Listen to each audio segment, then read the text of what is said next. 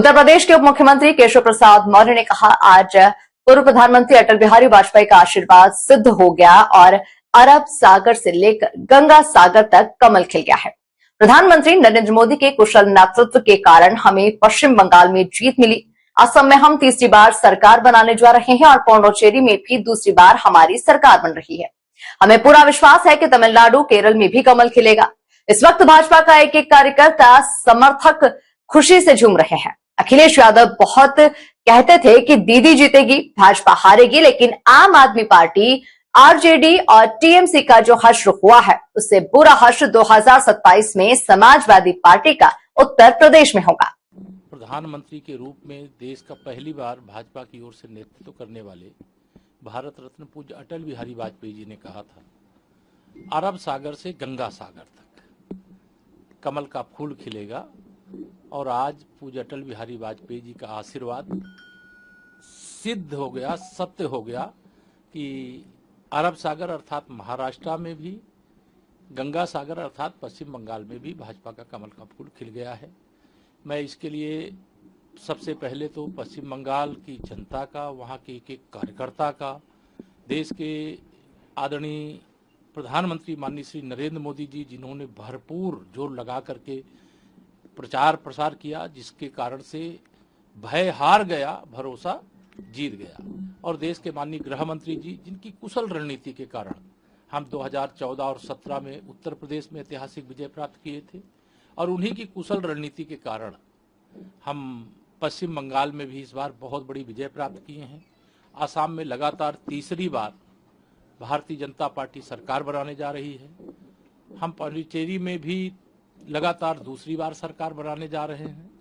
तमिलनाडु और केरला में भारतीय जनता पार्टी ने अपनी सदन में मौजूदगी दर्ज कराने का ऐतिहासिक लक्ष्य हासिल किया है, और हमें पूरा विश्वास है अगली बार तमिलनाडु और केरल में भी कमल खिलेगा, तेलंगाना में फिर से कमल खिलेगा, कर्नाटक में कमल खिलेगा, जहां पर भी कमल नहीं वहां कमल खिलेगा।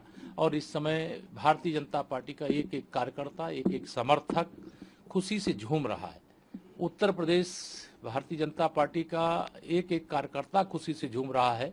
और ये मैं कहना चाहता हूं कि श्री अखिलेश यादव जी बहुत दीदी दीदी दीदी दीदी रट लगाए रहते थे कि दीदी जीतेगी, बीजेपी हारेगी, लेकिन आज पश्चिम बंगाल का भी रिजल्ट आ गया है। श्री अखिलेश यादव जी, आपने आम आदमी पार्टी का समर्थन दिल्ली में किया, वहां कमल खिला। आपने बिहार में राष्ट्रीय जनता दल का समर्थन किया, वहां भी कमल खिला। आपने पश्चिम बंगाल में ममता दीदी का समर्थन किया, वहां भी कमल खिला। और 2027 में तीनों का जो हश्र हुआ है, आम आदमी पार्टी का, राष्ट्रीय जनता दल का, टीएमसी का, उससे बुरा हश्र समाजवादी पार्टी का 2027 में यूपी के अंदर होगा। यहाँ कमल खिलेगा। तीसरी बार सुशासन देने वाली भाजपा सरकार यहाँ बनेगी। सर, विपक्ष ईवीएम और एसआईआर पर जो प्रक्रिया हुई है, उसको कहीं ना कहीं प्रश्न चिन्ह खड़ा कर रहा है। विपक्ष यह घड़ियाली आंसू बहाने का जरूर काम करेगा, क्योंकि अगर जीत जाए तो ईवीएम अच्छी है, चुनाव आयोग अच्छा है, एसआईआर अच्छा है, लेकिन अगर हार जाए तो उनमें सब में इनको दोष नजर आएगा। लेकिन चुनाव आयोग ने निष्पक्षता से चुनाव कराया। पश्चिम बंगाल में कोई हिंसा नहीं हुई 2 चरणों में चुनाव के बावजूद। पश्चिम बंगाल में आम आदमी भय से ग्रस्त था, घुसपैठियों का बोलबाला था, कट मनी वाले अपनी जो वहां पर आतंक मचा करके रखे हुए थे, वहां से उद्योग पलायन कर रहे थे, चारों तरफ आतंक का माहौल था। और आज जो खुशी मैं समझता हूं आजादी प्राप्ति के बाद मिली होगी, वैसे ही 40 साल में कहूंगा, 25 साल कम्युनिस्टों का शासन और 15 साल टीएमसी का शासन, या 40 साल का जो दर्द है उसकी दवा पश्चिम बंगाल के लोगों ने ही किया, माननीय मोदी जी के प्रति भरोसा, भाजपा के प्रति भरोसा दिखा करके।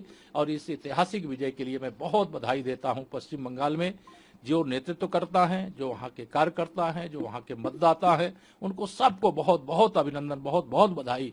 25 करोड़ यूपी की जनता की ओर से बधाई, अभिनंदन।